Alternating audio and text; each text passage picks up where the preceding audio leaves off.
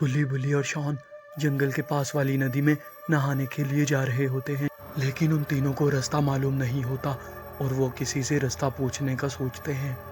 फिर उन तीनों को सामने से एक बूढ़ा आदमी आता दिखाई देता है। फिर गुल्ली बूढ़े आदमी से नदी का रास्ता पूछता है।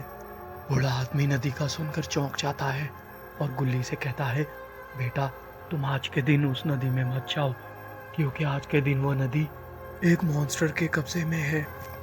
साल में एक दिन ऐसा होता है कि वो मॉन्स्टर उस नदी में नहाने के लिए आता है और वो नदी उस दिन उस मॉन्स्टर की होती है।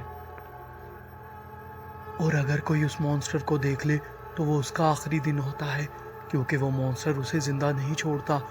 ये सुनकर गुल्ली बूढ़े आदमी से कहता है, ये तुम किस दौर में जी रहे हो बाबा, आज के वक्त में ऐसा कुछ नहीं होता।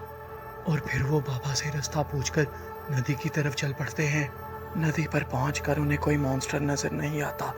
यहाँ आकर उन्हें बहुत सुकून सा महसूस होता है। फिर शॉन नदी में छलांग लगाता है। शॉन को नदी में नहाते हुए बहुत मजा आ रहा होता है।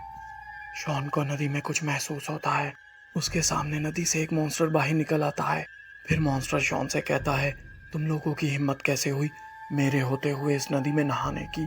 आज के दिन ये नदी मेरी है और इस नदी में मेरे होते हुए कोई भी नहीं आता। अब मैं तुम लोगों को नहीं छोड़ूंगा।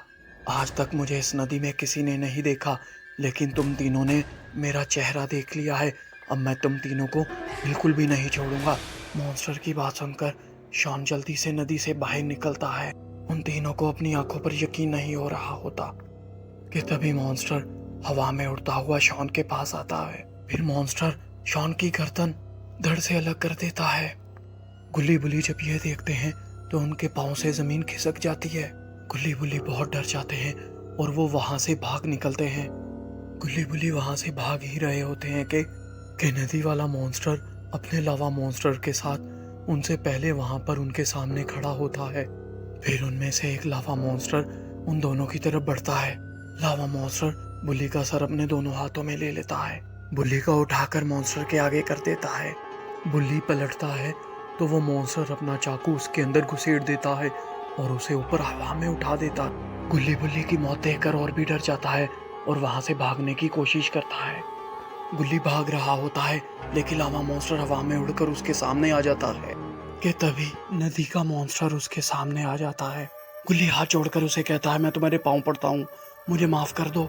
मॉन्स्टर उसे कहता है, मैं तुम्हें माफ नहीं कर सकता। मुझे जो कोई भी देख लेता है मैं उसे जिंदा नहीं छोड़ता। मैं तुम्हें भी अब मार डालूंगा। और फिर गुल्ली के पेट में छुरा घोंपकर उसे भी मार देता है।